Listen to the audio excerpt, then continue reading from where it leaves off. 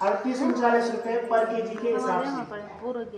आप लोगों के पास होगा तभी तो आप वहाँ पे दे रहे होंगे, और वो पैसा जो सीधा आपके खाते में आता है। जिसे किसान सम्मान निधि आती है वैसे ही आता है पैसा। आपने आज अगर वहाँ पे दे दिया सार्वजनिक सहकारी समिति में, तो 2 या 3 दिन में आपके खाते में पैसा आ जाता है। तो मंडवा, झंगोरा, इन चीजों पे भी आपने ज्यादा ध्यान देना। ये वाली फसल, धान के बजाय अगर इन फसलों का उत्पादन करेंगे तो ये आपकी आजीविका के लिए अच्छी है। धान तो क्या है, एक बार आप उसमें पूरे 6 महीने लगते हैं, है कि नहीं। लेकिन सब्जी उत्पादन आप कर रहे होते हैं तो सब्जी 12 महीने होती है, 12 महीने आपको पैसा देंगे। तो धान और गेहूँ 6 महीने का है कार्यकाल, 6 महीने बाद एक बार उगेगी, फिर भी आप उससे पूरे परिवार की पूर्ति नहीं होती, आप डिपेंड फिर वहीं रहते हैं कंट्रोल की राशन पे या फिर रिटेल की राशन पे, है कि नहीं। आप वहीं से खरीदते हैं ना, जिसको वहां से मिलता है कंट्रोल से, वो कंट्रोल से लेता है। तो कंट्रोल से भी नहीं हो पाता तो बाहर से खरीदते हैं, रिटेल से खरीदते हैं ना, आटा भी वहीं से खरीदते हैं और चावल भी वहीं से खरीदते हैं। उससे नहीं हो पाता उतना, तो जब उससे उतना नहीं हो पा रहा है, खरीदना हमने बाहर से ही है, तो क्यों ना ऐसी फसलों का उत्पादन करें जिससे पैसा आए और पैसे से खरीदे। फिर ये सब चीजें भी तो कर सकते हैं हम, ठीक है। अच्छा, आप कोई बताएगा मुझे कि परियोजना का नाम क्या है?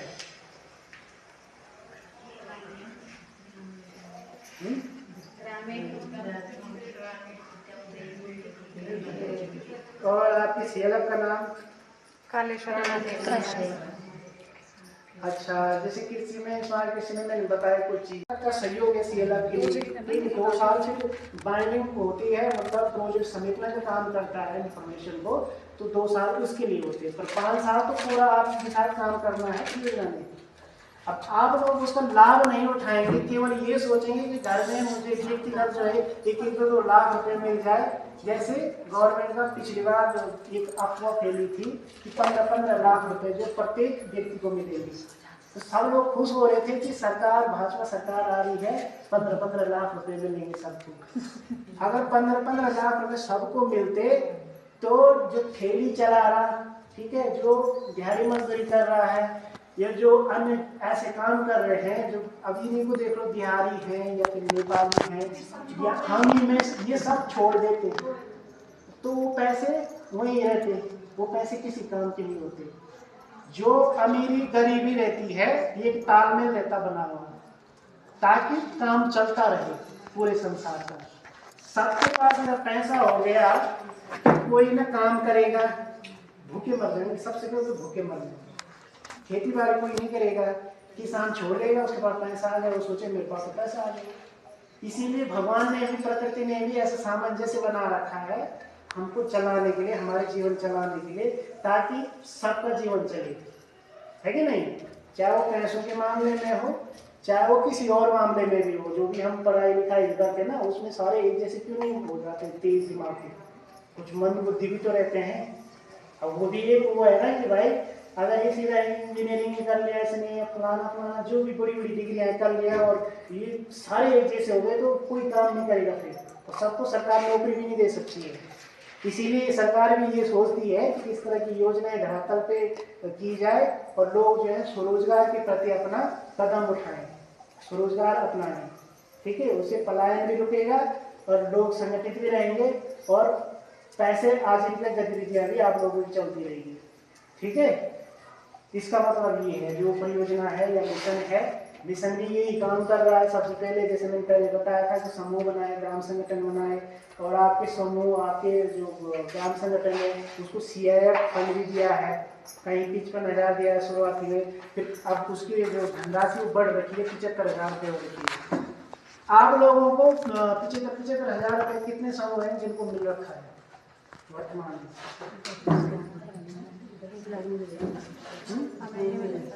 सारे नए होंगे अभी? नहीं, सब पुराने हैं, पुराने भी तो ऐसा हमें भी नहीं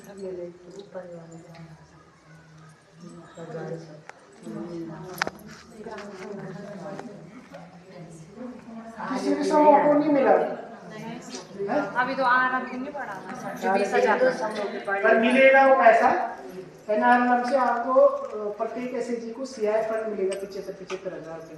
तो आप लोगों ने क्या करना, अपनी आजीविका गतिविधि में ही उसका उपयोग करना है। ऐसा नहीं करना है जैसे जब सुनने आता है कोई उसको शादी ब्याह में खर्च कर देता है, ठीक है, कोई उसको किसी चीज में कोई किसी चीज में, वो पैसा सरकार अगर देती है तो इसलिए देती है कि आप आजीविका गतिविधि करें,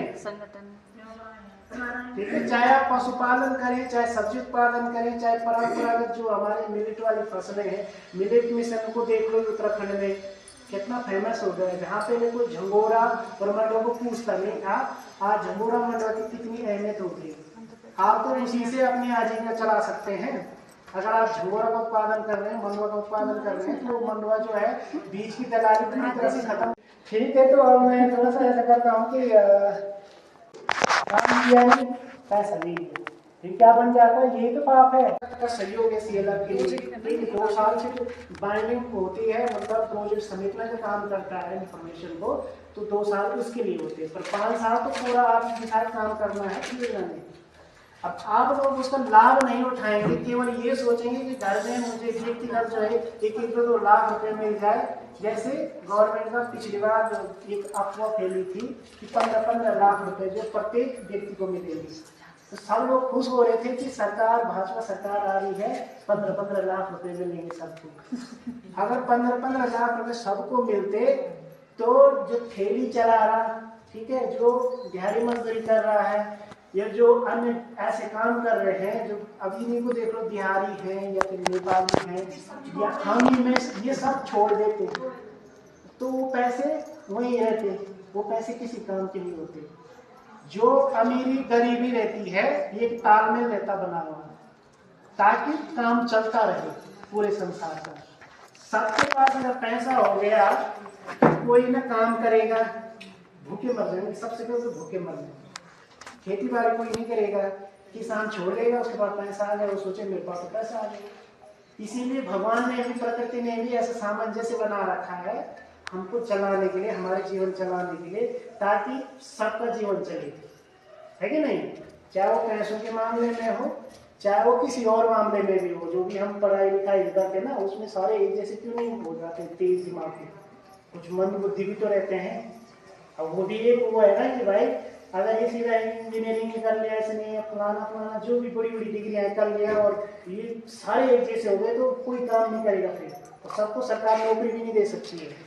इसीलिए सरकार भी ये सोचती है कि इस तरह की योजनाएं धरातल पे की जाए और लोग जो है स्वरोजगार के प्रति अपना कदम उठाएं, स्वरोजगार अपनाएं, ठीक है। उससे पलायन भी रुकेगा और लोग संगठित भी रहेंगे और पैसे आजीविका गतिविधियां भी आप लोगों की चलती रहेगी, ठीक है। इसका मतलब ये है, जो परियोजना है या मिशन है, मिशन भी यही काम कर रहा है। सबसे पहले जैसे मैंने पहले बताया था कि समूह बनाए, ग्राम संगठन बनाए, और आपके समूह, आपके जो ग्राम संगठन है उसको सीआईएफ फंड भी दिया है, कहीं 55,000 दिया है शुरुआती में, फिर अब उसकी जो धनराशि वो बढ़ रखी है, 75,000 रुपये हो रखी है। आप लोगों को 75,000 रुपये कितने समूह हैं जिनको मिल रखा है वर्तमान में?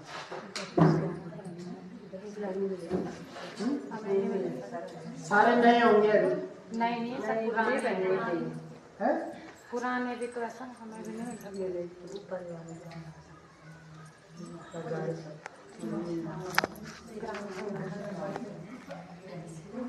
किसी भी समूह को नहीं मिला अभी तो आरंभ नहीं पड़ा था, 20,000 पर मिलेगा वो पैसा। एनआरएलएम से आपको प्रत्येक एसएचजी को सीआई फंड मिलेगा 75,000 रुपये। तो आप लोगों ने क्या करना, अपनी आजीविका गतिविधि में ही उसका उपयोग करना है। ऐसा नहीं करना है जैसे जब सुनने आता है कोई उसको शादी ब्याह में खर्च कर देता है, ठीक है, कोई उसको किसी चीज में, कोई किसी चीज में, वो पैसा सरकार अगर देती है तो इसलिए देती है कि आप आजीविका गतिविधि करें, ठीक है। चाहे आप पशुपालन करें, चाहे सब्जी उत्पादन करें, चाहे परंपरागत जो हमारे मिलेट वाली फसलें हैं, मिलेट मिशन को देख लो उत्तराखंड में कितना फेमस हो गया है। जहाँ पहले कोई झंगोरा और मंडवा को पूछता नहीं था, आज झंगोरा मंडवा की कितनी अहमियत होती है। आप तो उसी से अपनी आजीविका चला सकते हैं। अगर आप झंगोरा का उत्पादन कर रहे हैं, मंडवा का उत्पादन कर रहे हैं, तो मंडवा जो है बीज की दलाली पूरी तरह से खत्म, काम किया नहीं पैसा नहीं दिया, फिर क्या बन जाता है, ये तो पाप है। 38-39 रुपए पर केजी के हिसाब से। और आप लोगों के पास होगा तभी तो आप वहाँ पे दे रहे होंगे, और वो पैसा जो सीधा आपके खाते में आता है। जिसे किसान सम्मान निधि आती है वैसे ही आता है पैसा। आपने आज अगर वहाँ पे दे दिया सार्वजनिक सहकारी समिति में, तो 2 या 3 दिन में आपके खाते में पैसा आ जाता है। तो मंडवा, झंगोरा, इन चीजों पे भी आपने ज्यादा ध्यान देना। ये वाली फसल, धान के बजाय अगर इन फसलों का उत्पादन करेंगे तो ये आपकी आजीविका के लिए अच्छी है। धान तो क्या है, एक बार आप उसमें पूरे 6 महीने लगते हैं, है कि नहीं। लेकिन सब्जी उत्पादन आप कर रहे होते हैं तो सब्जी 12 महीने होती है, 12 महीने आपको पैसा देंगे। तो धान और गेहूँ 6 महीने का है कार्यकाल, 6 महीने का एक बार होगी। फिर भी आप उससे पूरे परिवार की पूर्ति नहीं होते, आप डिपेंड फिर वहीं रहते हैं कंट्रोल की राशन पे या फिर रिटेल राशन पे, है कि नहीं। आप वहीं से खरीदते हैं ना, जिसको वहां से मिलता है कंट्रोल से, वो कंट्रोल से लेता है। और जो कंट्रोल से भी नहीं हो पाता तो बाहर से खरीदते हैं, रिटेल से खरीदते हैं ना। आटा भी वहीं से खरीदते हैं और चावल भी वहीं से खरीदते हैं। उससे नहीं हो पाता उतना, तो जब उससे उतना नहीं हो पा रहा है, खरीदना हमने बाहर से ही है, तो क्यों ना ऐसी फसलों का उत्पादन करें जिससे पैसा आए और पैसे से खरीदें। फिर ये सब चीजें भी तो कर सकते हैं हम, ठीक है। अच्छा, आप कोई बताएगा मुझे कि परियोजना का नाम क्या है?